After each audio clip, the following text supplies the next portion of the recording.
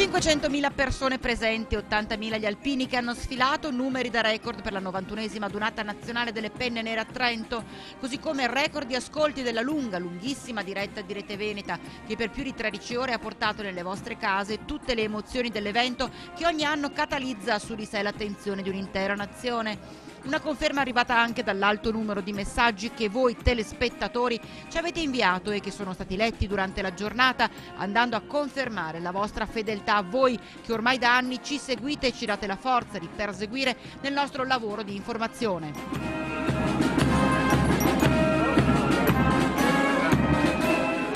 A caratterizzare questo appuntamento la presenza del Presidente della Repubblica Sergio Mattarella, una figura, quella del Capo dello Stato, assente dalle adunate alpine da 20 anni. E per il nostro Veneto immancabile il governatore Luca Zaia, che è anche sceso dalla tribuna d'onore per portare il suo saluto all'alpino Riccardo Cerantola, l'artigiano di Cartigliano colpito da SLA, sempre presente ai raduni delle Penne Nere. Ma semplicemente per testimoniare che grazie ancora alla sua... Oltre 13 ore dicevamo di diretta in cui da casa avete potuto riconoscere i vostri cari, i vostri amici.